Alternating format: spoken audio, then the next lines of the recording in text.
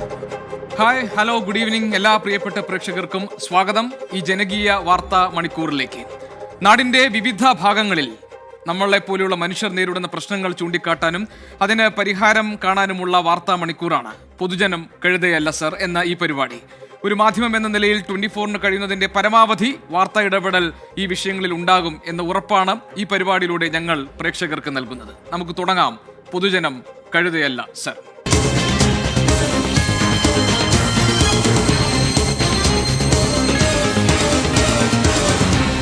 പൊതുജനം കഴുതയല്ല സാർ. ഈ പരിപാടിയുടെ ഒരു പ്രത്യേകത പ്രേക്ഷകരുടെ കൂടി പങ്കാളിത്തത്തോടു കൂടിയാണ് പൊതുജനം കഴുതയല്ല സർ എന്ന ഈ പരിപാടി നമ്മൾ മുന്നോട്ട് കൊണ്ടുപോകുന്നത്. കാരണം ഇത് നാട്ടിൽ നമ്മൾ അനുഭവിക്കുന്ന പ്രശ്നങ്ങൾ, ആ പ്രശ്നത്തിന് പരിഹാരം കാണാൻ വേണ്ടിയുള്ള ശ്രമങ്ങൾ, അത് അധികൃതരുടെ ശ്രദ്ധയിൽ കൊണ്ടുവരാൻ ഉള്ള നീക്കം, ഇതൊക്കെയാണ് ഈ പരിപാടിയിലൂടെ നമ്മൾ നടത്താൻ ഉദ്ദേശിക്കുന്നത്. അതുകൊണ്ട് തന്നെ ഇത് പ്രേക്ഷക പങ്കാളിത്തത്തോടു കൂടി മാത്രമേ പൊതുജനം കഴുതയല്ല സർ എന്ന ഈ പരിപാടി ഒരു പൂർണ്ണതയിലെത്തൂ. നിങ്ങൾക്ക് ഈ പരിപാടിയിലേക്ക് അതുകൊണ്ട് തന്നെ നേരിട്ട് വിളിച്ച് നിങ്ങൾ അനുഭവിക്കുന്ന പ്രശ്നങ്ങൾ പങ്കുവെക്കാവുന്നതാണ്. നിങ്ങൾക്കുള്ള ആശങ്കകളും പരാതികളും അധികൃതരുടെ ശ്രദ്ധയിലേക്ക് ഞങ്ങൾ എത്തിക്കും. ഇപ്പോൾ നിങ്ങൾ സ്ക്രീനിൽ കാണുന്ന നമ്പർ, ആ നമ്പറിൽ നിങ്ങൾക്ക് വിളിക്കാം. 048428305110 0484283050. പ്രേക്ഷകർക്ക് വാർത്തകൾ മാത്രമല്ല, നിങ്ങൾക്ക് ദൃശ്യങ്ങൾ വാട്സാപ്പ് മുഖേന ഞങ്ങൾക്ക് അയക്കാം, ഞങ്ങളുമായി പങ്കുവെക്കാം. വാട്സാപ്പ് നമ്പർ ഇതാണ് 6235968937 6235968937. നമ്മൾ തുടങ്ങുന്നു പൊതുജനം കഴുതയല്ല സർ. ഇന്ന് ആദ്യം പരിശോധിക്കുന്നത് നെന്മാറയിലെ ഈ ഇരട്ട കൊലപാതകവുമായി ബന്ധപ്പെട്ട് പുറത്തുവരുന്ന പുതിയ വിവരങ്ങളിലേക്ക് തന്നെയാണ്. നാട്ടുകാരെ ആകെ ഭീതിയിലാർത്തിയ ഒരു കൊലപാതകി, ആ കൊലപാതകിയെ കണ്ടെത്താൻ വേണ്ടി നടത്തുന്ന ഊർജിതമായ ശ്രമങ്ങൾ, പോലീസ് ഒരു ഭാഗത്ത് നടത്തുന്ന തിരച്ചിൽ, ഇനിയും ആ അനാഥമാക്കപ്പെട്ട കുടുംബത്തിന് അവശേഷിക്കുന്ന ഭീതി, ഇതൊക്കെ തന്നെ നമ്മുടെ മുന്നിലെ വലിയ ഉത്കണ്ഠകളായി, ആശങ്കകളായി നമ്മുടെ മുന്നിൽ നിൽക്കുകയാണ്. യഥാർത്ഥത്തിൽ മലയാളികൾ നമ്മൾ ഓരോരുത്തരും അക്ഷരാർത്ഥത്തിൽ ഞെട്ടിയ സംഭവമായിരുന്നു ഇന്നലെ നെന്മാറയിൽ ഉണ്ടായത്. നെന്മാറയിലെ പോത്തുണ്ടിയിൽ ഇരട്ട കൊലപാതകത്തിൽ ജീവൻ നഷ്ടമായവർ പോലീസ് അനാസ്ഥയുടെ ഇരകളാണ് എന്ന് നമുക്ക് നിസ്സംശയം പറയാം. ഉപാധികളെ ലംഘിച്ച പ്രതിയുടെ ജാമ്യം റദ്ദാക്കാൻ പോലീസ് ഇടപെട്ടിരുന്നുവെങ്കിൽ ഈ 2 കൊലപാതകങ്ങൾ ഒഴിവാക്കപ്പെടുമായിരുന്നു. കേസിൽ പോലീസിന്റെ വീഴ്ച എണ്ണിപ്പറഞ്ഞാണ് SP-യുടെ റിപ്പോർട്ട് പുറത്തുവരുന്നത്. ജാമ്യവ്യവസ്ഥകൾ ലംഘിച്ചു പ്രതി സ്വന്തം വീട്ടിൽ താമസിച്ചിട്ടും SHO ഈ വിവരം കോടതിയെ ധരിപ്പിച്ചിട്ടില്ല. അതാണ് ഇതിൽ ഏറ്റവും വലിയ വീഴ്ചയെ നമ്മൾ കാണേണ്ടത്. ജാമ്യ ഉത്തരവിലെ ഉപാധികൾ ഗൗനിച്ചില്ല എന്നും ഉത്തരമേഖല IGക്ക് നൽകിയ റിപ്പോർട്ടിൽ SP-യുടെ പരാമർശമുണ്ട്. കടുത്ത അന്ധവിശ്വാസത്തിന് അടിമപ്പെട്ടിരുന്നയാളാണ് ഈ പ്രതി, അതായത് ചെന്താമര. ജോത്സ്യന്റെ നിർദ്ദേശപ്രകാരമാണ് ഈ കൊലകൾ നടത്തിയതെന്നാണ് നാട്ടുകാർ പറയുന്നത്. 100-ലധികം പോലീസുകാർ കാടടച്ച് തിരഞ്ഞിട്ടും ഇപ്പോഴും ചെന്താമര എന്ന ഈ കൊടും ക്രിമിനൽ കാണാമറയത്താണ്.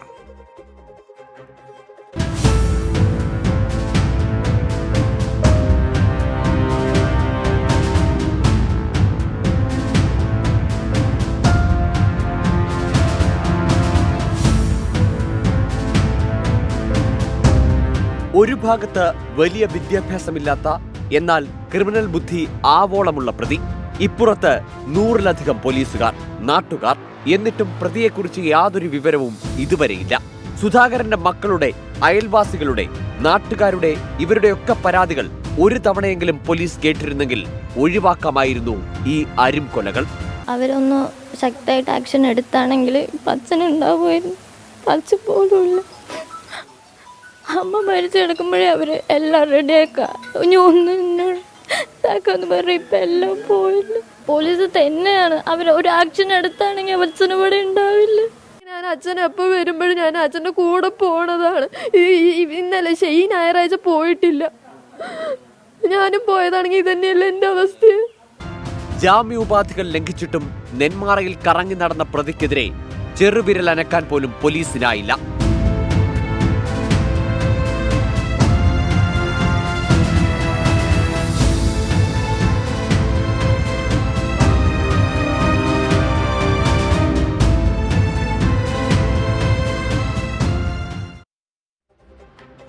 ചെന്താമര എന്ന പ്രതിയെക്കുറിച്ച് അന്വേഷിക്കുമ്പോൾ നാട്ടുകാർ പറയുന്നത് കടുത്ത പക ഉള്ളിൽ കൊണ്ട് നടക്കുന്ന ഒരാളാണ്. അയാൾ നേരത്തെ തന്നെ പറഞ്ഞിരുന്നു ഈ കുടുംബത്തെ അനാഥമാക്കും, അല്ലെങ്കിൽ അവരെ ഉന്മൂലനാശം ചെയ്യുമെന്ന്, കൊല്ലും എന്ന് തന്നെ ഭീഷണിപ്പെടുത്തിയിട്ടാണ് ആ നാട്ടിൽ ഈ ജാമ്യത്തിൽ ഇറങ്ങിയ കൊലപാതക കേസിലെ പ്രതി നടന്നിരുന്നത്. മാത്രമല്ല ചെന്താമര ഒരു കടുത്ത അന്ധവിശ്വാസി കൂടിയാണ് എന്ന് നാട്ടുകാർ സാക്ഷ്യപ്പെടുത്തുന്നുണ്ട്. കൊലപാതകത്തിന് പിന്നിലും ചെന്താമരയുടെ ഈ അന്ധവിശ്വാസങ്ങൾ ഉണ്ടായിരുന്നു എന്ന് വേണം നമ്മൾ കരുതാൻ. അതുകൊണ്ട് തന്നെ നാട്ടുകാർക്ക് പറയാനുള്ളത് ചെന്താമരയെക്കുറിച്ച് അന്ധവിശ്വാസത്തിന്റെ ഇരയായി മാറിയ ഇയാൾ ഈ കൊലപാതകത്തിലേക്ക് ചെന്നെത്തിപ്പെടാനുള്ള കാരണങ്ങൾ പലതുമാകാം എന്നാണ്.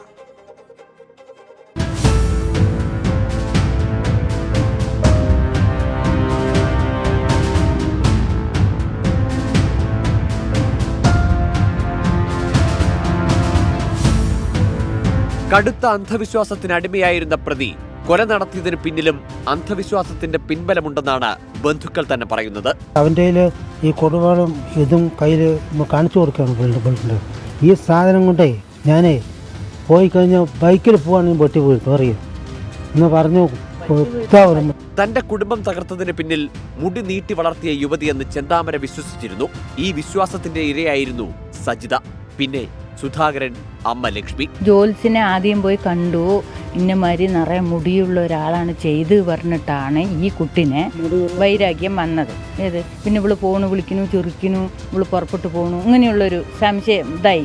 അപ്പോൾ ഇവളാണ് എൻ്റെ ഭാര്യനെ മുടുക്കാനുള്ള ഇത് പറഞ്ഞിട്ടാണ് ഉണ്ടായിരുന്നത്. സംഭവത്തിൽ നെന്മാറ SHOയ്ക്ക് വീഴ്ച പറ്റിയെന്ന് വ്യക്തമാക്കുന്ന റിപ്പോർട്ട് ജില്ലാ പോലീസ് മേധാവി ഉത്തരമേഖല IGക്ക് കൈമാറി. പ്രതി 1 മാസം നെന്മാറയിൽ താമസിച്ചിട്ടും ജാമ്യം റദ്ദാക്കാൻ പോലീസ് ഇടപെട്ടില്ലെന്നും റിപ്പോർട്ടിലുണ്ട്. പോലീസിനെതിരെ ആഞ്ഞടിച്ച് കോൺഗ്രസും BJPയും രംഗത്തെത്തി. ഈ ഇരട്ട കൊലപാതകത്തിന്റെ യഥാർത്ഥ ഉത്തരവാദികൾ ആരാണ്? ഈ ഇരട്ട കൊലപാതക കേസിലെ ഒന്നാമത്തെ പ്രതിയെന്ന് പറയുന്നത് നെന്മാറ പോലീസ് സ്റ്റേഷനിലെ SHOയും സർക്കിൾ ഇൻസ്പെക്ടറുമായിട്ടുള്ള ഇതേടെ പേര് മഹേന്ദ്ര സിംഹനാണ് ഈ കേസിനകത്ത് ഒന്നാമത്തെ പ്രതി.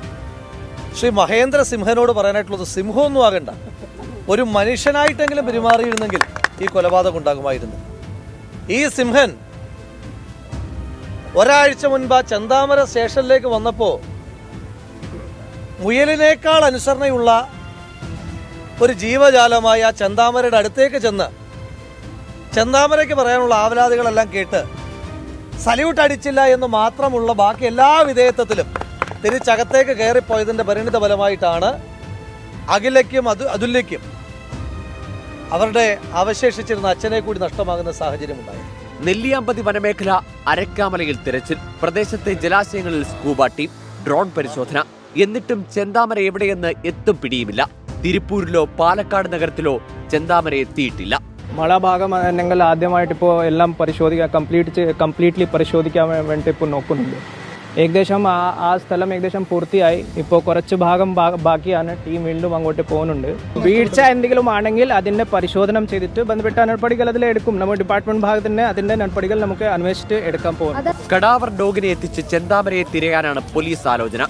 മുമ്പ് ചെന്താമര വിറ്റ ഫോൺ കോഴിക്കോട് തിരുവമ്പാടിയിൽ ഓണായെന്ന സൂചന പോലീസിന് ലഭിച്ചു.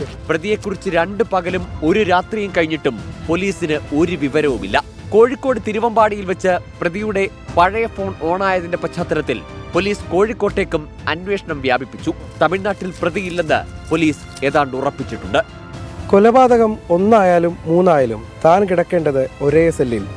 ഇന്നലെ കുറ്റകൃത്യം നടത്തുന്നതിന് മുൻപ് ചെന്താമരൻ സഹോദരനോട് പറഞ്ഞ വാക്കുകളാണിത്. ആ വാക്കുകളിലുണ്ട് അഹങ്കാരവും നിയമ സംവിധാനങ്ങളോടുള്ള വെല്ലുവിളിയും. നിഖിൽ പ്രമേഷ്, 24 പാലക്കാട്. 2 പെൺകുട്ടികൾ അഖിലയും അതുല്യയും അനാഥരാക്കപ്പെട്ടിരിക്കുന്നു ഈ കൊലപാതകത്തോടെ. അവർക്ക് അവരുടെ അച്ഛനും അമ്മയും നഷ്ടപ്പെട്ടു. അച്ഛൻ്റെ അമ്മയും ഈ ഒടുവിൽ കൊല ചെയ്യപ്പെട്ടവരിൽ പെടുന്നു.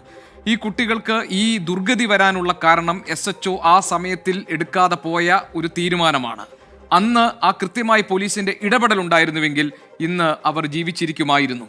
എന്തുകൊണ്ടാണ് ഈ കേരളത്തിൽ ഇങ്ങനെ ക്രൈം റേറ്റ് കൂടുന്നത് എന്ന് ഷഫീദ് റഹ്മാൻ ചോദിക്കുന്നു. ഷഫീദ്, അത് വളരെ ഗൗരവത്തിൽ ആലോചിക്കേണ്ടതാണ്. അതൊരു സാമൂഹിക പ്രശ്നം എന്ന നിലയിൽ നമ്മൾ പരിശോധിക്കേണ്ടതാണ്. എന്തൊക്കെ സ്വാധീനങ്ങളിൽപ്പെട്ടാണ് ഇതുപോലെയുള്ള ക്രിമിനൽ സംഘങ്ങൾ വിളയാടുന്നത്? എന്തുകൊണ്ടാണ് നമ്മുടെ ചെറുപ്പക്കാരിൽ പോലും ഈ ക്രിമിനൽ ബുദ്ധി വളരുന്നത് എന്ന കാര്യമൊക്കെ ഒരു സാമൂഹിക പഠന വിഷയമാണ്. അത് വളരെ ഗൗരവത്തിൽ പരിശോധിക്കേണ്ടതാണ് കേരളം പോലെയുള്ള ഒരു സമൂഹത്തിൽ. മുഹമ്മദ് ഷാഫി കൊമേരി പറയുന്നു, ആ പാവം കുട്ടികൾ അനാഥരായി. സർക്കാർ ആ കുട്ടികളുടെ സംരക്ഷണം ഏറ്റെടുക്കണമെന്നാണ് എൻ്റെ അഭിപ്രായം. പോലീസിന്റെ ഭാഗത്ത് നിന്നുണ്ടായ വീഴ്ചയാണ്. വീഴ്ച പറ്റിയവരെ സസ്പെൻഡ് ചെയ്യുക. ഇതിൽ ഗുരുതരമായ വീഴ്ച സംഭവിച്ചിട്ടുണ്ടെന്ന് SP യുടെ റിപ്പോർട്ടിൽ തന്നെ മുഹമ്മദ് പറയുന്നുണ്ട്. മാത്രമല്ല, താങ്കൾ പറഞ്ഞതുപോലെ ആ കുട്ടികൾക്ക് ഇനി ആരുണ്ട് എന്ന ചോദ്യമുണ്ട്. അവർ അരക്ഷിതരായി നിൽക്കുന്ന സാഹചര്യവുമുണ്ട്. അതുകൊണ്ട് ഈ പ്രശ്നത്തിൽ ഒരു ഇടപെടൽ സർക്കാർ ഈ കാര്യത്തിൽ കൃത്യമായ ഒരു തീരുമാനമെടുത്ത് ഈ പ്രശ്നത്തിന് പരിഹാരം ഉണ്ടാക്കേണ്ടതാണ്. മറ്റൊരു രാജേഷ് കുമാർ പറയുന്നു, ഇരട്ട ആത്മഹത്യക്ക് ആദ്യം മറുപടി പറയട്ടെ. ഇരട്ട ആത്മഹത്യ സംബന്ധിച്ച കാര്യങ്ങൾ അത് രാജേഷ് പിന്നീട് ആ കാര്യങ്ങൾ നമുക്ക് ചർച്ച ചെയ്യാവുന്നതാണ്.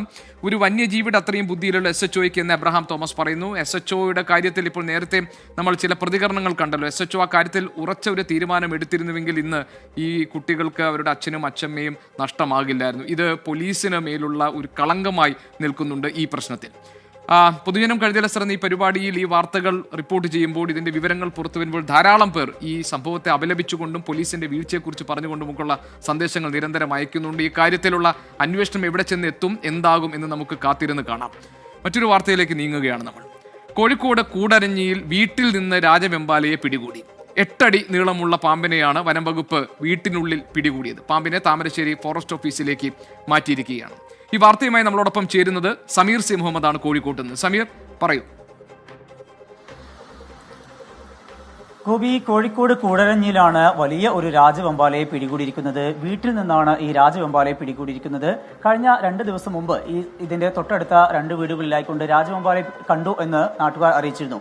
തുടർന്ന് വനംവകുപ്പ് ഉദ്യോഗസ്ഥർ അവിടെ എത്തിക്കൊണ്ട് പരിശോധന നടത്തിയിരുന്നെങ്കിലും കണ്ടെത്താൻ കഴിഞ്ഞിരുന്നില്ല. തുടർന്ന് ഇന്ന് 3 മണിയോടുകൂടിയാണ് നാട്ടുകാർ അവിടെ ഉള്ള ഒരു വീട്ടിൽ, അതായത് പൊന്തക്കൽ ആൻഡോ എന്ന കൂടരഞ്ഞി പൂവാറന്തോട് സ്വദേശിയായിട്ടുള്ള ഈ ആൻഡോയുടെ വീട്ടിൽ ഈ രാജവെമ്പാല എത്തിയിട്ടുണ്ട് എന്ന കാര്യം അറിയിച്ചത്. തുടർന്ന് അവിടേക്ക് വനംവകുപ്പ് ഉദ്യോഗസ്ഥർ എത്തിക്കൊണ്ട് വിശദമായിട്ടുള്ള പരിശോധന നടത്തി. ആ പരിശോധനയിലാണ് അവിടെ വീടിനോട് ചേർന്ന ഭാഗത്ത് ഈ പാമ്പ് ഉള്ളതായി കണ്ടെത്തിയത്. അതിനെ പിന്നീട് നീണ്ട പരിശ്രമത്തിലൂടെയാണ് അവർ പിടികൂടിയത്. സ്നേക്ക് റെസ്ക്യൂവിന്റെ കിറ്റ് ഉണ്ട്. ആ കിറ്റ് പലതവണ കാണിച്ചു കൊടുക്കുകയും അതിലേക്ക് പിടിക്കാനുള്ള ശ്രമങ്ങൾ നടത്തുകയും ചെയ്തു. പക്ഷേ അതിലൊക്കെ അത് കൊത്തി പലതവണ നിൽക്കുകയല്ലാതെ അതിനകത്തേക്ക് കയറിയുന്നില്ല. അതേ തുടർന്നാണ് പിന്നീട് 1 മണിക്കൂറിലേറെ സമയമെടുത്തുകൊണ്ട് അതിനെ ഈ കൂട്ടിലേക്ക്, അതിന്റെ അകത്തേക്ക് മാറ്റാനുള്ള ശ്രമം ഉണ്ടാവുകയും ഒടുവിൽ അവരുടെ പരിശ്രമം വിജയിക്കുകയും ചെയ്തു. അങ്ങനെയാണ് ആ പാമ്പിനെ പിടികൂടിയിരിക്കുന്നത്. ഇപ്പോൾ പാമ്പിനെ താമരശ്ശേരി ഫോറസ്റ്റ് ഓഫീസിലേക്ക് മാറ്റിയിരിക്കുകയാണ്. അതിനെ ഉൾവനത്തിൽ കൊണ്ടുവിടും എന്നാണ് വനംവകുപ്പ് ഉദ്യോഗസ്ഥർ അറിയിക്കുന്നത്. ഇങ്ങനെ സമീർ, ഈ രാജവെമ്പാലയെ അവിടെ നിന്ന് കിട്ടുന്ന ഇത് ആദ്യമായിട്ടാണോ ഇങ്ങനൊരു അനുഭവം അവിടെ? ഇതൊരു മലയോര മേഖലയാണ്. ഇതിനു മുമ്പും ഈ പ്രദേശത്ത് നിന്ന് രാജവെമ്പാലയും അതുപോലെ തന്നെ പെരുമ്പാവിനെയും ഒക്കെ പിടികൂടിയിട്ടുണ്ട്. കഴിഞ്ഞ 2 ദിവസങ്ങളിൽ ഇത്തരത്തിൽ ഇതിനു മുമ്പും ഇവിടെ നിന്ന് കണ്ടിരുന്നു. പക്ഷേ അന്നൊന്നും ഇവർക്ക് വനംവകുപ്പ് ഉദ്യോഗസ്ഥർക്ക് അതിനെ പിടികൂടാൻ കഴിഞ്ഞിരുന്നില്ല. ഇന്നാണ് അതിനെ പിടികൂടാൻ കഴിഞ്ഞിരിക്കുന്നത്. ഈ സമീപ നാളുകളിലൊക്കെ ഉണ്ടാകുന്നത് പോലെ ഇനിയും ഉണ്ടാവാനുള്ള ഒരു സാധ്യതയുണ്ട്. അതുകൊണ്ട് തന്നെ അതുമായി ബന്ധപ്പെട്ടുള്ള ഒരു ജാഗ്രതാ നിർദ്ദേശം അവിടെ പഞ്ചായത്ത് അധികൃതർ നൽകിയിട്ടുണ്ട്. മറ്റൊരു പ്രധാനപ്പെട്ട കാര്യമുള്ളത്, ഏതാനും ദിവസങ്ങളായിക്കൊണ്ട് ഈ മലയോര മേഖലയാണ്. ഒരു 6 മാസം മുമ്പാണ് അവിടെ പുലിയുടെ സാന്നിധ്യം ഉൾപ്പെടെ കണ്ടെത്തിയിരുന്നു. അത്തരത്തിലുള്ള സംഭവം ഉണ്ടാകുന്ന ഒരു മലയോര മേഖലയാണ്. അങ്ങനെയാണെങ്കിൽ അത് കുറെ കൂടി ഗൗരവമുള്ള പ്രശ്നമാണല്ലോ സമീർ. കോഴിക്കോട് കൂടരഞ്ഞിയിലാണ് വീടിന്റെ ചുറ്റുഭാഗത്ത് നിന്നും രാജവെമ്പാലയെ പിടികൂടി. ഇപ്പോൾ 8 അടി നീളമുള്ള രാജവെമ്പാലയെ വനംവകുപ്പ് പിടികൂടിയിരിക്കുന്നത്. പാമ്പിനെ ഇപ്പോൾ താമരശ്ശേരി ഫോറസ്റ്റ് ഓഫീസിലേക്ക് മാറ്റിയിട്ടുണ്ട്. പക്ഷേ ഇതിനേക്കാൾ പ്രധാനപ്പെട്ട ഒരു ആശങ്ക, ഇത് വനമേഖലയോട് ചേർന്ന് നിൽക്കുന്ന പ്രദേശമായതുകൊണ്ട് തന്നെ അവിടെ പുലിയുടെ സാന്നിധ്യമൊക്കെ സംശയിക്കുന്നുണ്ട്. രാജവെമ്പാലയെ ഇതിനു മുൻപും കണ്ടിട്ടുണ്ട് എന്നാണ് ആ വീട്ടുകാർ, ആ പ്രദേശവാസികൾ പറയുന്നത്. അങ്ങനെയാണെങ്കിൽ ഇത് വളരെ ഗൗരവത്തോടുകൂടി കാണേണ്ട വിഷയമായി നിൽക്കുന്നുണ്ട്. നമ്മൾ നേരത്തെ പറഞ്ഞ ചെന്താമരയുടെ വാർത്തയിൽ നിന്ന് നീങ്ങിയെങ്കിലും ആളുകൾ ഇപ്പോഴും ആ വിഷയത്തിൽ തന്നെ പ്രതികരിച്ചുകൊണ്ടിരിക്കുന്നു എന്ന് എനിക്ക് ഇതിലെ സന്ദേശങ്ങൾ വായിക്കുമ്പോൾ മനസ്സിലാക്കാൻ കഴിയുന്നുണ്ട്. വാസുദേവൻ താഴെ വീട്ടിൽ ചോദിക്കുന്നു, ഇത് എന്ത് അവസ്ഥയാണ് നമ്മുടെ കേരളത്തിൽ ഒരുപാട് കാര്യങ്ങൾ നമ്മൾ പ്രശ്നങ്ങൾ നേരിട്ടുകൊണ്ടിരിക്കുന്നു. വാസുദേവൻ, ഈ ചെന്താമരയുടെ വിഷയം ഒരു ഭാഗത്ത് വന്യജീവി ആക്രമണം, ഇങ്ങനെ ലോ ആൻഡ് ഓർഡറുമായി ബന്ധപ്പെട്ട ഒരു പ്രശ്നം, മറുഭാഗത്ത് വന്യജീവി ആക്രമണ ഭീതിയിൽ കഴിയുന്ന ജനങ്ങൾ, ഇങ്ങനെ ധാരാളം പ്രശ്നങ്ങൾ നമ്മൾ നേരിട്ടുകൊണ്ടിരിക്കുകയാണ്. സാം ഫിലിപ്പ് മാത്യു പറയുന്നത് police has to act immediately ആണ്.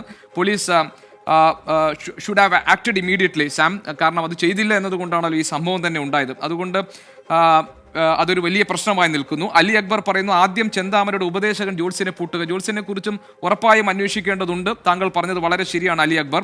നന്ദകുമാർ കെ നായർ പറഞ്ഞു, suspension is not a punishment. പോലീസുകാരെ പിരിച്ചുവിട്ട് ക്രിമിനൽ കേസ് എടുക്കണമെന്നുള്ളത്. നന്ദകുമാർ, അത് വളരെ പ്രധാനപ്പെട്ട ഒരു കാര്യമാണ് താങ്കൾ പറഞ്ഞത്. Suspension is not in that sense a punishment. You are right. K കാബ് ഹമീദ് പറയുന്നു, ക്രിമിനൽ സംഘങ്ങൾക്ക് പോലീസ് സംരക്ഷണം ലഭിക്കും, നിയമത്തിൽ ഭേദഗതികൾ വേണം. ഈ കാര്യങ്ങളൊക്കെ വിശദമായി പരിശോധിക്കേണ്ടതാണ്. അതാണ് ഞാൻ പറഞ്ഞത്, കേരളത്തിലെ സാമൂഹികാവസ്ഥ സംബന്ധിച്ച കാര്യങ്ങളിൽ ഒരു പഠനം ആവശ്യമാണ്, തിരുത്തലുകൾ ആവശ്യമാണ് എന്നതിലേക്ക് ഒരിക്കൽ കൂടി വെളിച്ചം വീശുന്നതാണ് ഇത്തരം സംഭവങ്ങൾ. നമുക്ക് മറ്റൊരു വാർത്തയിലേക്ക് പോകാം. ഇനി എപ്പോൾ വേണമെങ്കിലും തകർന്നു വീഴാം. ഈ ഒരു നിലയിൽ അപകടാവസ്ഥയിലായ ഒരു ഫ്ളാറ്റിനെ കുറിച്ചുള്ള റിപ്പോർട്ടിലേക്കാണ് നമ്മൾ പോകുന്നത്. ഈ ഫ്ളാറ്റിനുള്ളിൽ 20 കുടുംബങ്ങൾ ഭയത്തോടുകൂടി കഴിയുകയാണ്. ആ ഫ്ളാറ്റ് സ്ഥിതി ചെയ്യുന്നത് എറണാകുളത്താണ്. എറണാകുളത്തെ ചോറ്റാനിക്കരയിൽ സാഫല്യം ഫ്ളാറ്റിന്റെ ദുരവസ്ഥയെക്കുറിച്ചാണ് നമ്മൾ ഈ പറഞ്ഞുകൊണ്ടിരിക്കുന്നത്. ഇതിന് പിന്നിൽ മുൻ പഞ്ചായത്ത് ഭരണസമിതിയുടെ അഴിമതിയുണ്ട് എന്നുള്ള ആരോപണവും ഉയർന്നു വരുന്നുണ്ട്. റിപ്പോർട്ട് കാണും. അരക്കില്ലമെന്ന് പുരാണങ്ങളിൽ കേട്ടു മാത്രമേ പരിചയമുള്ളൂ. പക്ഷേ വീടെന്ന ഒരു കൂട്ടം മനുഷ്യരുടെ സ്വപ്നത്തെ ചൂഷണം ചെയ്തുകൊണ്ട് ചോറ്റാനിക്കര പഞ്ചായത്തിലെ അധികാരികൾ അവർക്കായി പണി കഴിപ്പിച്ച അരക്കില്ലമാണിത്. പേര് സാഫല്യം ഫ്ലാറ്റ് എന്ന്. സഫലമാകാതെ ഇവിടുത്തുകാരുടെ ജീവിതം.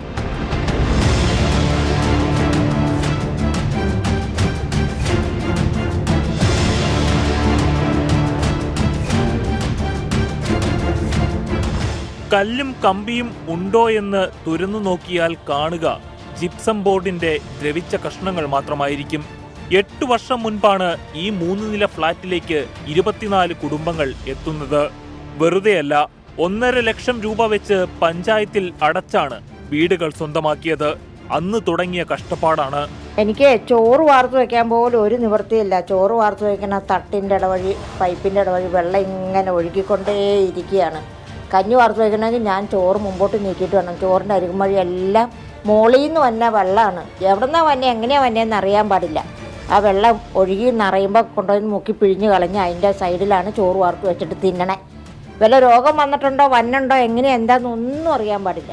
പിന്നെ മേളിൽ നിന്ന് ഭിത്തി കൂടെ കൊലിച്ചിട്ടുണ്ട്. എൻ്റെ കൊച്ചിൻ്റെ തല കണ്ടിച്ചു പോകേണ്ടതായിരുന്നു. മേളിൽ നിന്ന് ഒരു കഷ്ണം വന്ന് വീണിട്ട് ആ ജല്ലയുടെ അപ്പുറേ വീണത്. ഈ ജല്ലില്ലെങ്കിൽ എൻ്റെ കൊച്ചിൻ്റെ കഴുത്ത് കണ്ടിച്ചു. 24 വയസ്സ് വരെ ഞാൻ വളർത്തിയത് വെറുതെ ആയി പോയാൽ. ആദ്യമൊക്കെ മഴക്കാലത്ത് മാത്രമേ ചോർച്ചയുണ്ടായിരുന്നുള്ളൂ. പിന്നീട് അടിമുടി ചോർന്നൊലിക്കാൻ തുടങ്ങി. മുകൾ നിലകളിലുള്ളവരുടെ ശൗചാലയങ്ങളിൽ നിന്നും മലിനജലം വരെ താഴെ താമസിക്കുന്നവരുടെ കിടപ്പറയിലും അടുക്കളയിലും ഹാളിലുമൊക്കെയാണ് വന്നു വീഴുന്നത്.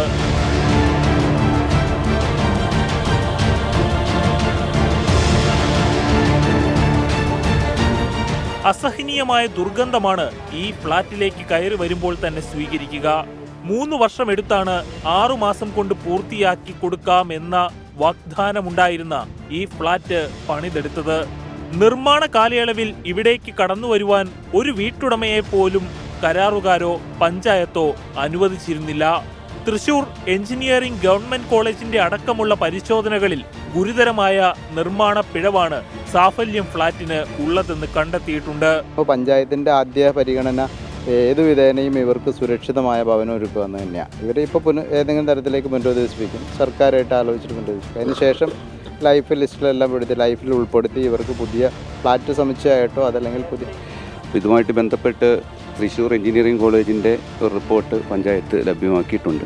അതിൽ ഈ കെട്ടിടം റിസ്റ്റോർ ചെയ്യുന്നത് ബുദ്ധിമുട്ടാണെന്നുള്ള രീതിയിലാണ് അവരുടെ റിപ്പോർട്ട് വന്നിരിക്കുന്നത്. അപ്പോൾ അതുകൊണ്ട് തന്നെ അത് പൊളിച്ചു കളയുകയോ മറ്റേതെങ്കിലും രീതിയിൽ കാര്യങ്ങൾ ചെയ്യണമെന്നുള്ളതാണ് പറഞ്ഞിരിക്കുന്നത്. ഇത് സർക്കാരിൻ്റെ അനുവാദത്തോടു കൂടി ഈ കാര്യത്തിൽ തുടർ നടപടികൾ സ്വീകരിക്കുന്നതായിരിക്കും. പല കുടുംബങ്ങളും ഇതിനോടകം ഫ്ളാറ്റ് വിട്ടൊഴിഞ്ഞുപോയി. വാടകയ്ക്കാണെങ്കിലും സുരക്ഷിതമായി താമസിക്കാമല്ലോ എന്നാണ് അവർ പറയുന്നത്. നിലവിൽ ഫ്ളാറ്റിൽ താമസിക്കുന്നവരെ പുനരധിവസിപ്പിക്കുമെന്ന് പഞ്ചായത്ത് പറയുമ്പോഴും ശാശ്വതമായ പരിഹാരം എന്നുണ്ടാകുമെന്ന ആശങ്കയിലാണിവർ. ചോർന്നും പൊളിഞ്ഞും തകർന്നും ഇങ്ങനെ നിലനിൽക്കുന്ന ഈ ഫ്ളാറ്റിനുള്ളിൽ 280 സ്ക്വയർ ഫീറ്റുകളിലായി ഇവരുടെ ജീവിതങ്ങൾ തുടങ്ങിയിട്ട് 8 വർഷം പിന്നിട്ടു. എന്തുകൊണ്ടാണ് 280 രൂപയുടെ പോലും സംരക്ഷണം ഒരുക്കാൻ നമ്മുടെ അധികാരികൾക്ക് സാധിക്കാത്തത്? പരാതി പറഞ്ഞാവതില്ലാതായ ഈ ജനതയുടെ ശബ്ദം ഇനിയെങ്കിലും നിങ്ങൾ കേൾക്കണം. ക്യാമറാമാൻ അനൂപിനൊപ്പം അമൽ സുരേന്ദ്രൻ, 24 കൊച്ചി. പൊതുജനം കഴുതയല്ല സാർ.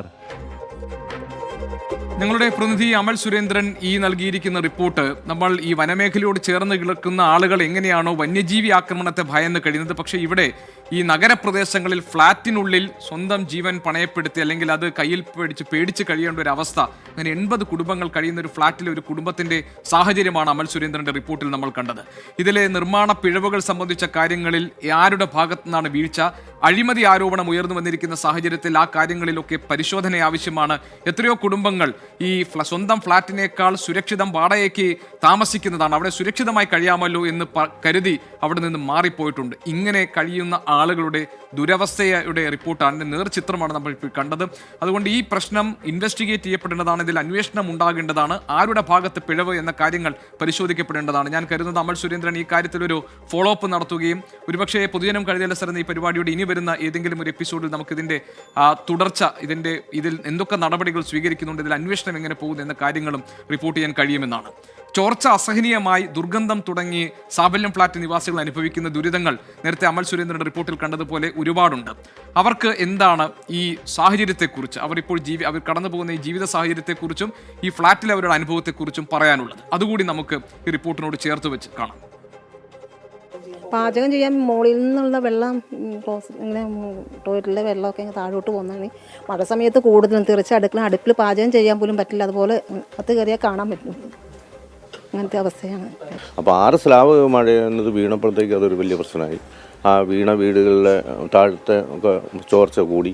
അല്ലാതെ തന്നെ ഭിത്തി വഴി വെള്ളം ഒഴുകിക്കൊണ്ട് ശൗചാലയത്തിലെ വെള്ളം വരുന്നത്, മഴക്കാലത്തല്ല, ശൗചാലയത്തിലെ വെള്ളം അടുക്കളയിലേക്കൊക്കെ വന്നുകൊണ്ടിരിക്കുകയാണ്. ഞങ്ങളിവിടെ വാങ്ങിച്ച് 1 വർഷം കഴിഞ്ഞപ്പോൾ തന്നെ ഞങ്ങൾക്ക് ഇവിടെ പ്രശ്നങ്ങളാണെന്ന് വെച്ചാൽ മുകളിൽ ഉപയോഗിക്കുന്ന വെള്ളം ഈ പ്ലംബിങ് ശരിയല്ല. അതുവഴി നേരെ അടുത്ത തട്ടിലേക്ക് വരും. അവിടുന്ന് നേരെ താഴേട്ട് വന്ന് ഇങ്ങനെ കുതിർന്ന് ജിപ്സം ബോർഡ് വെച്ച്, ഞങ്ങൾക്ക് അറിയില്ലായിരുന്നു ജിപ്സം ബോർഡായിരുന്നു എന്ന്. ജിപ്സം ബോർഡ് ഇങ്ങനെ കുതിർന്ന് ഒരേ ഉള്ളത് തന്നെ നമുക്ക് നോക്കുമ്പോൾ കാണാം ഇങ്ങനെ പൊടിഞ്ഞിങ്ങനെ വീഴുന്നത്. ഇതൊക്കെ നമ്മൾ പഞ്ചായത്തിൽ പറയും, പക്ഷെ അവർ വന്ന് നോക്കിയിട്ട് ഇതൊന്നും ചെയ്യാൻ പറ്റില്ല, ഇത് മൊത്തത്തിൽ പൊളിച്ച് കഴിഞ്ഞാൽ എന്തെങ്കിലും ചെയ്യാൻ പറ്റുള്ളൂ എന്നാണ് അവർ പറഞ്ഞത്. ഞാൻ എൻ്റെ വീട്ടിലെ ബാത്റൂം ഒന്ന് ഫ്ലഷ് ചെയ്ത് കഴിഞ്ഞാൽ അതിന് താഴത്തുള്ള വീട്ടുകാരുടെ ചിലപ്പോൾ ഏത് അടുക്കളയിലാണെന്ന് പറയുമ്പോൾ അവരുടെ വീട്ടിലേക്കാണ് ഈ വെള്ളം വന്ന് വീഴുന്നത്. ഏറ്റവും താഴത്തെ ആൾക്കാരെ ഭയങ്കര കഷ്ടമാണ്. കാരണം എല്ലാ ദിവസവും അവർ വന്നിട്ട് ഈ തടക്കലാണ്. ഓരോരുത്തർക്ക് പറഞ്ഞിട്ട് എല്ലാവരും വരാൻ വന്ന് നോക്കി വെച്ചൊക്കെ പോകുമല്ലാണ്ട് ഒന്നും ചെയ്തു തന്നില്ല. അതാണ് ഇങ്ങനെയുള്ളൊരു ഫ്ളാറ്റിൽ കഴിയുന്ന അതിനകത്തുള്ള ആളുകളുടെ ഒരു ജീവിതാവസ്ഥ നിങ്ങളൊന്ന് ആലോചിച്ച് നോക്കും. ഈ കാര്യത്തിലുള്ളൊരു തുടരന്വേഷണം ഉണ്ടാകും എന്ന് ഞാൻ പറയട്ടെ. ഇതിൽ ജിയോഡോക്സോ എന്ന ഐഡിയിൽ നിന്ന് വന്ന ഒരു സന്ദേശം കൂടി ഞാൻ വായിക്കാം. ഫ്ളാറ്റുകളുടെ സ്ഥിതി കണ്ട് അന്തം വിട്ട് നിന്ന് പോകുന്നു. പണിതവരെ കണ്ടുപിടിച്ച് അവരുടെ സ്വത്ത് കണ്ടുകെട്ടി പാവങ്ങളെ സഹായിക്കണം. ജിയോഡോക്സോ ഇതിനകത്ത് എന്താണ്, ഇതിൽ ഏത് തരത്തിലുള്ള അന്വേഷണമാണ് നാളെ സാധ്യമായതെന്നൊക്കെ നമുക്ക് പരിശോധിക്കാം. മറ്റൊരു കാര്യം, 24-മായി ബന്ധപ്പെടുത്തി ഒരു റിപ്പോർട്ട് വന്നത്, ഒരു സന്ദേശം വന്നത് കൂടി ഞാൻ കുറച്ചു കാലമായി മലയാളത്തിൽ നമ്പർ 1 ചാനൽ എന്ന് പറഞ്ഞ് നടക്കുന്ന ഒരു ചാനലിന്റെ തെറ്റുകൾ ചൂണ്ടിക്കാണിച്ചപ്പോൾ ഉണ്ടായ അസഹിഷ്ണുത മെസ്സേജ് അയച്ച അക്കൗണ്ട് ബ്ലോക്ക് ചെയ്താണ് തീർത്തത്. 24 അങ്ങനെ ആകല്ലേ എന്ന് S4Me എന്ന് പറയുന്ന ഒരു ഐഡിയിൽ നിന്ന് വരുന്നുണ്ട്. 24 അങ്ങനെയല്ല, അത് ഏത് ചാനലാണെന്ന് എനിക്കറിയില്ല. പക്ഷേ നിങ്ങൾ പറയുന്ന ഏറ്റവും പ്രധാനപ്പെട്ട സജഷൻസ്, നിർദ്ദേശങ്ങൾ, അത് വളരെ ഗൗരവത്തോടു കൂടി കാണുകയും തിരുത്തേണ്ടതാണെങ്കിൽ തിരുത്തുകയും ചെയ്യാൻ തുറന്ന മനസ്സോടുകൂടിയാണ് ഞങ്ങൾ ഇരിക്കുന്നത്. അതുകൊണ്ട് മെസ്സേജ് ബ്ലോക്ക് ചെയ്യേണ്ട ഒരു അവസ്ഥ വരുന്നത് അനാവശ്യമായ പദപ്രയോഗങ്ങളോ അനാവശ്യമായ, അതായത് നിയമവിരുദ്ധമായിട്ടുള്ള പദാവലികളൊക്കെ ഉപയോഗിച്ചിട്ടുള്ള പ്രതികരണങ്ങളും മെസ്സേജുകളും വരുമ്പോഴാണ്. അല്ലാത്ത സാഹചര്യത്തിൽ 24 is open to all the viewers. നിങ്ങൾക്ക് നിങ്ങളുടെ അഭിപ്രായങ്ങൾ, നിങ്ങളുടെ നിർദ്ദേശങ്ങൾ, നിങ്ങളുടെ വിമർശനങ്ങൾ അറിയിക്കാൻ നിങ്ങൾക്ക് കഴിയും. ഞങ്ങളത് ആ അർത്ഥത്തിൽ തന്നെ സ്വീകരിക്കും. നമുക്കൊരു ചെറിയ ഇടവേള എടുക്കാം. ഇടവേളയ്ക്ക് ശേഷം തിരികെ വരുമ്പോൾ പൊതുജനം കഴുതിയല്ല സാർ മറ്റു ചില പ്രധാനപ്പെട്ട വാർത്തകളുമായി പ്രേക്ഷകരുടെ അടുത്തേക്ക് വളരെ വേഗം തിരിച്ചു വരും. നമ്മൾ തുടരുകയാണ് പ്രേക്ഷകർക്ക് പോകുമ്പോഴുള്ള ഈ യാത്ര. പൊതുജനം കഴുതിയല്ല സാർ എന്ന ഈ പരിപാടിയും തുടരുകയാണ്. ഞാൻ നേരത്തെ പറഞ്ഞു, നിങ്ങൾ വളരെ ആത്മാർത്ഥമായും സത്യസന്ധമായും നിങ്ങൾ അയക്കുന്ന സന്ദേശങ്ങൾ, അതിലെ നിർദ്ദേശങ്ങൾ, വിമർശനങ്ങൾ, നിങ്ങളുടെ നിരീക്ഷണങ്ങൾ, ഇതൊക്കെ വളരെ സർവാത്മന നിങ്ങൾ സ്വാഗതം ചെയ്യും എന്ന് ഞാൻ പറഞ്ഞു. അതേസമയം തന്നെ നിയമവിരുദ്ധമായ, അതല്ലെങ്കിൽ ഏതെങ്കിലും തരത്തിൽ സാമുദായിക സ്പർദ്ധയുണ്ടാക്കുന്ന തരത്തിലുള്ള നിർദ്ദേശങ്ങൾ അല്ലെങ്കിൽ ആ തരത്തിലുള്ള കമൻറ്റുകൾ വന്നാൽ അതിൽ ഞങ്ങൾക്ക് ഒന്നും ചെയ്യാൻ കഴിയില്ല എന്ന് പറഞ്ഞു. അപ്പോൾ അബൂബക്കർ ഇബ്രാഹിം ഇതിനകത്ത് എഴുതിയിരിക്കുന്നു, ഞാനത് വെറുതെ പറയുകയാണ് എന്നാണ് അദ്ദേഹം പറയുന്നത്. 24-ൽ പച്ച വർഗീയത പറയുന്ന ഒരു ഐഡിയ ഉണ്ട്, സ്ഥിരം പ്രേക്ഷകർക്കറിയാം. ആ പേര് ഞാൻ പറയുന്നില്ല. പക്ഷേ അത് ഇതുവരെ 24 ബ്ലോക്ക് ചെയ്തിട്ടില്ല. പിന്നെ നിയമവിരുദ്ധമായി എന്ത് കമൻറ്റ് എന്ന് അദ്ദേഹം ചോദിക്കുന്നുണ്ട്.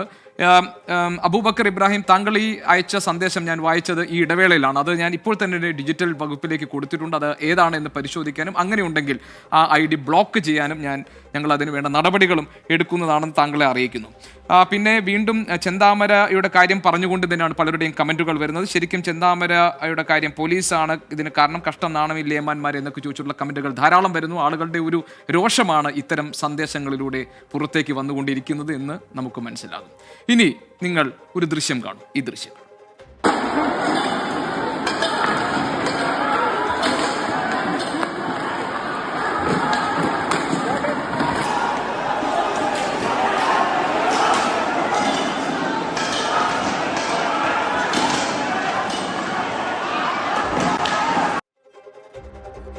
ഈ ദൃശ്യങ്ങൾ കണ്ടല്ലോ. കാലിക്കറ്റ് സർവകലാശാല D-സോൺ കലോത്സവത്തിനിടയിലുണ്ടായ സംഘർഷത്തിന്റെ ദൃശ്യങ്ങളാണ് ഇപ്പോൾ നിങ്ങൾ കണ്ടത്. അക്ഷരാർത്ഥത്തിൽ കലോത്സവം ഒരു കലാപ ഉത്സവമായി മാറിയ കാഴ്ചയാണ് മാള ഹോളി ഗ്രേസ് കോളേജിൽ അരങ്ങേറിയത്.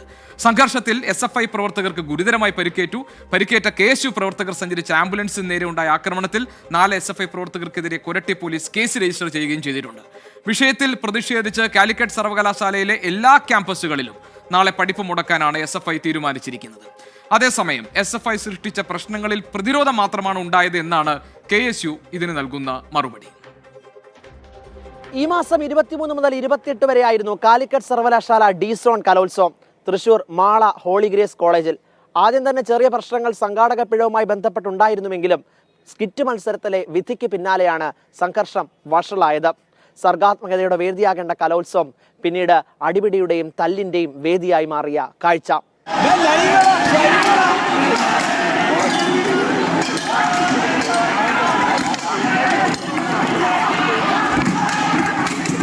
അർദ്ധരാത്രി 12 മണി മുതൽ പുലർച്ചെ 5 മണി വരെ നീണ്ടു സംഘർഷം.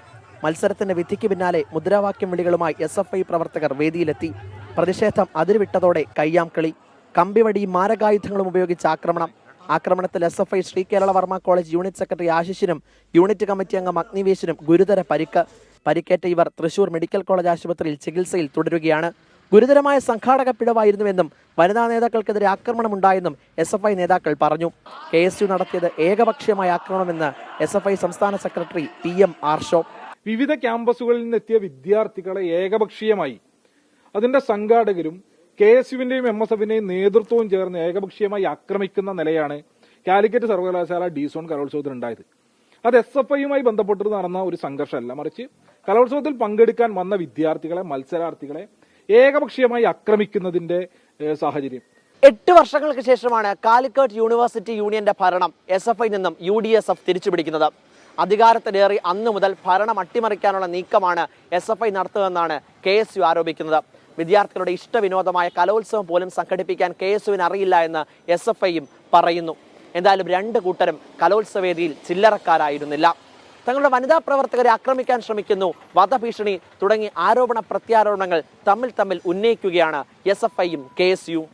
SFI അഴിച്ചുവിട്ട സംഘർഷങ്ങളെ പ്രതിരോധിക്കുക മാത്രമാണ് KSU ചെയ്തതെന്ന് സംസ്ഥാന പ്രസിഡന്റ് അലോഷ്യസ് സേവ്യർ. സർവകലാശാല ഭരണം നഷ്ടപ്പെട്ട അങ്കലാപ്പാണ് SFI തീർത്തതെന്നും മുതിർന്ന നേതാക്കൾ പറഞ്ഞുകൊടുത്ത അജണ്ട ഭംഗിയായി പ്രവർത്തകർ നടപ്പാക്കിയെന്നും സർവകലാശാല union vice chairperson Nithin Fathima 24നോട് പറഞ്ഞു. SFI ജില്ലാ നേതൃത്വത്തിൻ്റെ അറിവോടുകൂടി അവരുടെ ആഹ്വാനത്തോടുകൂടി ജില്ലയിലെ 3 പ്രമുഖമായിട്ടുള്ള ക്യാമ്പസുകളിലെ SFI യൂണിറ്റ് കമ്മിറ്റി നിരന്തരമായി വലിയ രീതിയിലേക്കുള്ള തടസ്സങ്ങൾ സൃഷ്ടിച്ചുകൊണ്ട് ഏത് വിധേനയും ഈ കലോത്സവം നടക്കരുത് എന്ന തരത്തിലേക്ക് SFI സംസ്ഥാന സെക്രട്ടറി നൽകിയ ആഹ്വാന പ്രകാരമാണ് കഴിഞ്ഞ 3 ദിവസക്കാലമായി വലിയ രീതിയിലേക്കുള്ള സംഘർഷങ്ങൾ ഉണ്ടാകുന്നത്. ആക്രമണത്തിൽ പ്രതിഷേധിച്ച് കാലിക്കറ്റ് സർവകലാശാലയിലെ എല്ലാ ക്യാമ്പസുകളിലും SFI നാളെ പഠിപ്പ് മുടക്കും. KSU പ്രവർത്തകർ സഞ്ചരിച്ച ആംബുലൻസിന് നേരെ ഉണ്ടായ ആക്രമണത്തിൽ 4 SFI പ്രവർത്തകർക്കെതിരെ കൊരട്ടി പോലീസ് കേസ് രജിസ്റ്റർ ചെയ്തു. ആക്രമണത്തിന് CCTV ദൃശ്യങ്ങളും പുറത്തു വന്നു. DYSPയുടെ നേതൃത്വത്തിലുള്ള പോലീസ് സംഘം സ്ഥലത്തെത്തിയാണ് മണിക്കൂറുകൾ നീണ്ട സംഘട്ടനം അവസാനിപ്പിച്ചത്. SFI പ്രവർത്തകരെ പ്രതി ചേർത്ത് പോലീസ് കേസ് രജിസ്റ്റർ ചെയ്തിട്ടുണ്ട്.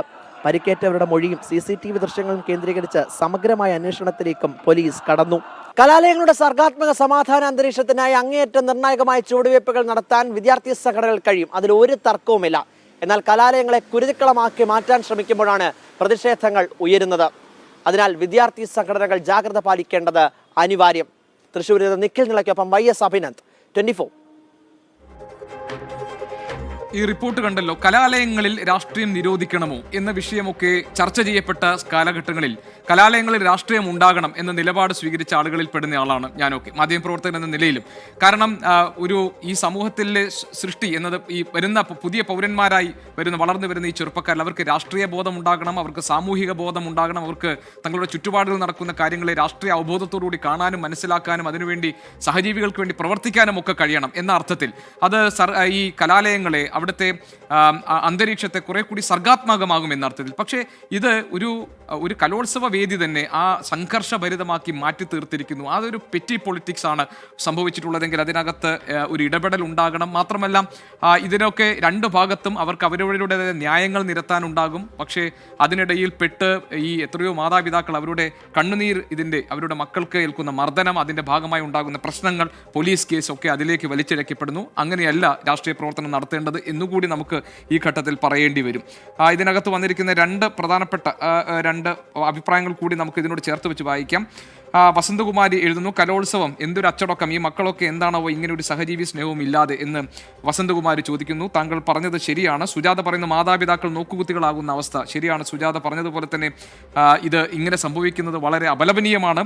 പരിപാടികൾ സംഘാടനത്തിൽ വന്ന പരാജയം സംഘടനത്തിൽ അവസാനിച്ചു പാവം കുട്ടികൾ എന്ന് മിനി ബാബുവും പറയുന്നുണ്ട്. ഏതായാലും ഇത്തരം പ്രശ്നങ്ങൾ ഇതുമായി ബന്ധപ്പെട്ട മറ്റൊരു റിപ്പോർട്ട് കൂടി നമുക്ക് പരിശോധിക്കാം. ഡി സോൺ കലോത്സവത്തിനിടയിലെ സംഘർഷത്തിൽ പോലീസ് കേസെടുത്തിട്ടുണ്ട്. SFI KSU നേതാക്കളെ പ്രതികളാക്കിയാണ് പോലീസ് കേസെടുത്തിരിക്കുന്നത്. SFI യൂണിറ്റ് സെക്രട്ടറി ആശിഷ് കൃഷ്ണനെ കൊലപ്പെടുത്താൻ ശ്രമിച്ച കേസിൽ KSU ജില്ലാ പ്രസിഡന്റ് ഗോകുൽ ഗുരുവായൂർ ഒന്നാം പ്രതിയുമാണ്. YS അഭിനന്ദ്, ഈ വാർത്ത റിപ്പോർട്ട് ചെയ്ത അഭിനന്ദ് നമ്മളോടൊപ്പം ചേരുന്നുണ്ട് തൃശ്ശൂരിൽ നിന്ന് വിവരങ്ങളുമായി. അഭിനന്ദ്, ഈ പോലീസ് നടപടിയുമായി ബന്ധപ്പെട്ട് വരുന്ന വിവരങ്ങൾ അത് പറയും.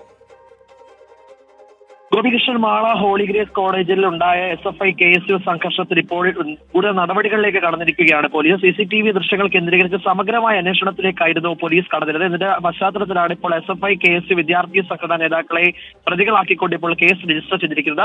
ആക്രമണത്തിൽ ഗുരുതരമായി പരിക്കേറ്റ ആശിഷ് കൃഷ്ണനെ കൊലപ്പെടുത്താൻ ശ്രമിച്ച കേസിലാണ് KSUവിന്റെ ജില്ലാ പ്രസിഡന്റ് ഗോകുൽ ഗുരുവായൂരിനെ ഒന്നാം പ്രതിയാക്കിക്കൊണ്ട് കേസ് രജിസ്റ്റർ ചെയ്തിട്ടുള്ളത്. ആശിഷിന്റെ നില ഗുരുതരമായി തന്നെ തുടരുകയാണ്. നിലവിൽ ആശിഷ് ഉള്ളത് തൃശൂർ മെഡിക്കൽ കോളേജ് ആശുപത്രിയിലാണുള്ളത്.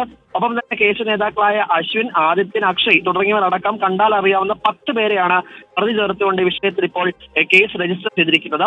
അതേസമയം തന്നെ ആംബുലൻസ് ആക്രമണവുമായി ബന്ധപ്പെട്ട 4 SFI പ്രവർത്തകർക്കെതിരെ ഉച്ചയ്ക്ക് കൊരട്ടി പോലീസ് കേസ് രജിസ്റ്റർ ചെയ്തിരുന്നു.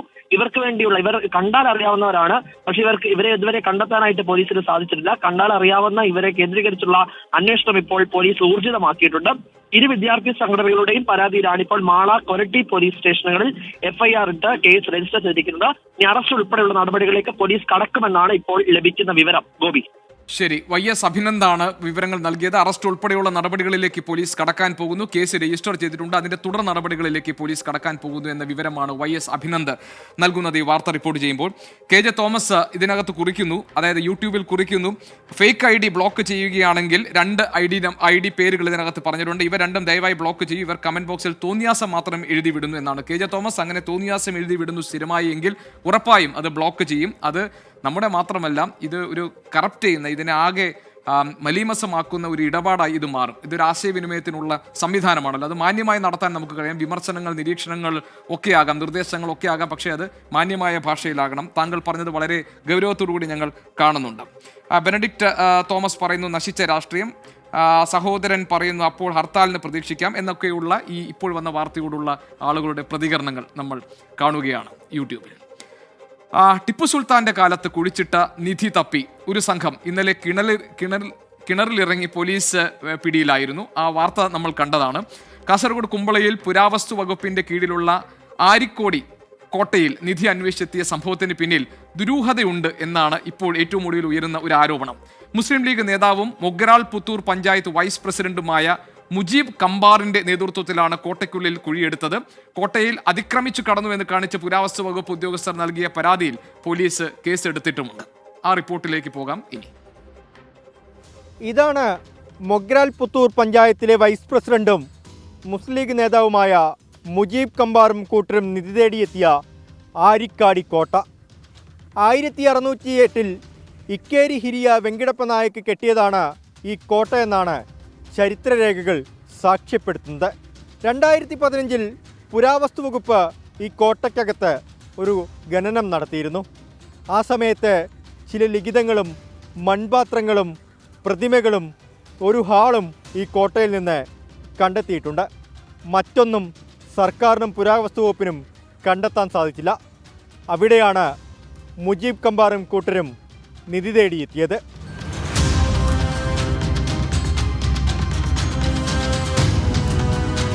പുരാവസ്തു വകുപ്പിന് കീഴിലുള്ള ആരിക്കാടിക്കോട്ടയിൽ ടിപ്പു സുൽത്താൻ്റെ കാലത്ത് നിധി സൂക്ഷിച്ചിരുന്നു എന്ന കണക്ക് കൂട്ടലിലാണ് കിണറിൽ കുഴിയെടുത്ത് പരിശോധിക്കാൻ എത്തിയതെന്നാണ് പ്രതികൾ പോലീസിന് നൽകിയ മൊഴി.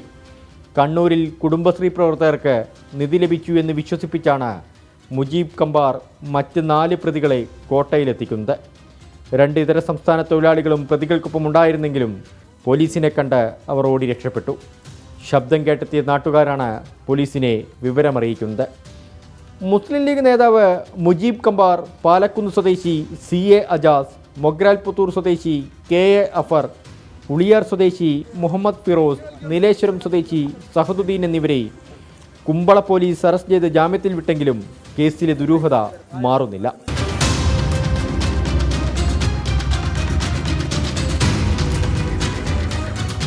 ഞാൻ നിൽക്കുന്ന ഈ പ്രദേശം ഒന്നാകെ പുല്ലൊക്കെ വളർന്ന് കാട് പിടിച്ച് കിടക്കുന്ന ഒരു സ്ഥലമാണ്.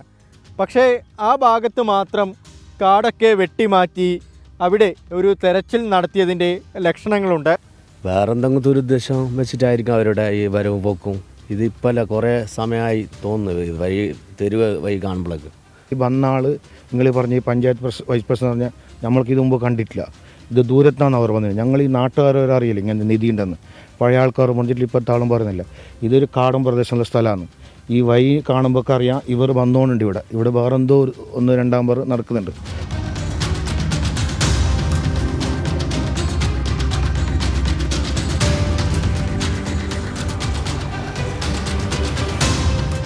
ഈ കേസുമായി ബന്ധപ്പെട്ട് നാട്ടുകാർക്ക് സംശയം തോന്നാൻ പല കാരണങ്ങളുണ്ട്.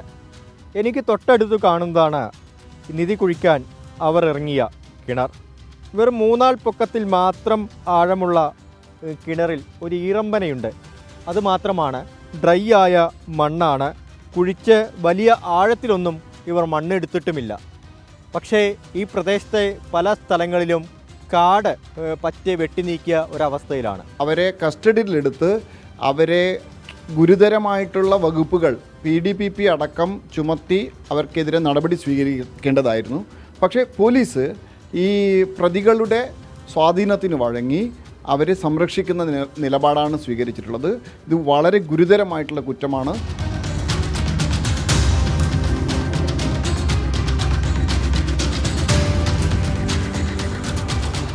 പുരാവസ്തു വകുപ്പ് ഉദ്യോഗസ്ഥർ നൽകിയ പരാതിയിൽ പോലീസ് കേസെടുത്ത് അന്വേഷണം ആരംഭിച്ചു. കോട്ടയിൽ നിന്ന് മറ്റെന്തെങ്കിലും വസ്തുക്കൾ നഷ്ടമായിട്ടുണ്ടോ എന്ന് പുരാവസ്തു വകുപ്പ് ഉദ്യോഗസ്ഥർ പരിശോധിക്കുന്നുണ്ട്. സംഭവത്തിൽ ദുരൂഹതയുള്ളതിനാൽ സമഗ്രമായ പരിശോധനയാണ് സംസ്ഥാന പുരാവസ്തു വകുപ്പ് ലക്ഷ്യമിടുന്നത്.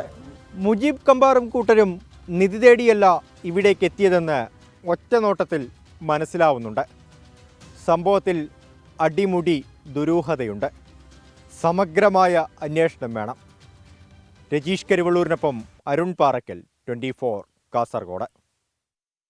പാറയ്ക്കൽ നൽകുന്ന റിപ്പോർട്ട് നോക്കുമ്പോൾ ഈ ട്രഷർ ഹണ്ടിന് പിന്നിൽ, ഈ നിധിവേട്ടയ്ക്ക് പിന്നിൽ മറ്റു ചില താല്പര്യങ്ങൾ പ്രവർത്തിച്ചിട്ടുണ്ട്, അവർക്ക് മറ്റെന്തോ ഉദ്ദേശമുണ്ടായിരുന്നു എന്നൊക്കെ നമുക്ക് സംശയം ജനിപ്പിക്കുന്ന തരത്തിലാണ് ഈ കാര്യങ്ങൾ പുറത്തേക്ക് വരുന്നത്. ഏതായാലും അതിലൊരു സമഗ്രമായ അന്വേഷണം ഉണ്ടാകേണ്ടതുണ്ട് എന്ന് അരുൺ പാറയ്ക്കലിന്റെ റിപ്പോർട്ടിൽ പറയുന്നുമുണ്ട്. അത് ഏത് ദിശയിൽ പോകുമെന്ന് നോക്കാം. ഒരൊറ്റ കമന്റ് മാത്രം ഈ തിരക്കിനിടയിലും വായിക്കട്ടെ. ജയകൃഷ്ണൻ എഴുതിയിരിക്കുന്നു, എൻ്റെ പേര് ജയകൃഷ്ണൻ, മലബാർ ദേവസ്വം ബോർഡിന്റെ കീഴിൽ ഉള്ള മരുതിൽ ശിവവിഷ്ണു ക്ഷേത്രത്തിലെ മേൽശാന്തിയാണ് ഈ ജയകൃഷ്ണൻ.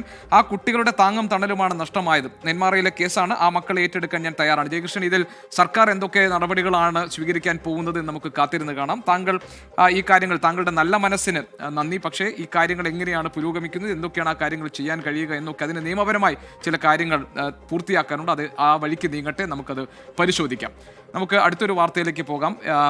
കാസർഗോഡ് കുമ്പള ആരിക്കോടി കോട്ടയിൽ തീപിടുത്തമുണ്ടായിരിക്കുന്നു. കോട്ടയ്ക്കകത്തെ പുല്ലിന് തീ പിടിച്ചിരിക്കുന്നു. ഇപ്പോൾ നമ്മൾ ഈ പറഞ്ഞ വാർത്ത, അതായത് ഈ ട്രഷർ ഹണ്ട് നിധി വേട്ടയ്ക്ക് പോയ സ്ഥലമാണ്, ആ കോട്ടയാണ്, അവിടെയാണ് തീപിടുത്തം ഉണ്ടായിരിക്കുന്നത്. അപ്പോൾ ഇത് നേരത്തെ അരുൺ പാറയ്ക്കലിന്റെ റിപ്പോർട്ടിൽ പറഞ്ഞതുപോലെ ദുരൂഹമായി കിടക്കുന്ന അതിൻ്റെ പ്രവർത്തനങ്ങൾ, അതിൻ്റെ പിന്നാമ്പുറ പ്രവർത്തനങ്ങൾ, അത് ഒന്നുകൂടി ദുരൂഹത കൂട്ടുന്നതാണ് ഇപ്പോൾ അവിടെ ആ പുൽമേട്ടിൽ ഉണ്ടായിരിക്കുന്ന തീപിടുത്തം. അതിന് പിന്നിൽ തെളിവുകൾ നശിപ്പിക്കാനോ അല്ലെങ്കിൽ ശ്രദ്ധ തിരിക്കാനോ ആരെങ്കിലും ശ്രമിക്കുന്നതാണോ എന്നൊരു പക്ഷേ നമുക്ക് സംശയം തോന്നും ഈ സംഭവങ്ങൾ കാണുമ്പോൾ. ചെറിയ ഇടവേളയിലേക്ക് കൂടി പോകുന്നു, വളരെ പെട്ടെന്ന് ഇനി കുരാനത്തിലേക്ക് പോകാനുള്ള സമയമുള്ള ഒരൊറ്റ കാര്യം, വർഗീയ പരാമർശങ്ങൾ നടത്തുന്ന മെസ്സേജുകൾ, ആ കാര്യങ്ങളിൽ ബ്ലോക്ക് ചെയ്യണം എന്ന് ചില പ്രേക്ഷകർ ആവശ്യപ്പെട്ടിരുന്നു. അത് ഡിജിറ്റൽ വകുപ്പ് പരിശോധിക്കുന്നുണ്ട്. അത്തരം പരാമർശങ്ങൾ നടത്തുമ്പോൾ അതാത് സമയങ്ങളിൽ ഞങ്ങൾ ഇടപെടാറുണ്ട് എന്നാണ് അവർ നൽകിയിരിക്കുന്ന വിവരം. അതനുസരിച്ചുള്ള പ്രവർത്തനങ്ങൾ മുന്നോട്ട് പോകും. ഇനി ആക്ഷേപഹാസ്യ പരിപാടി കുരായണത്തിന്റെ സമയമാണ്. പ്രേക്ഷകർക്ക് കാണാം. കുരായണം. നമസ്കാരം.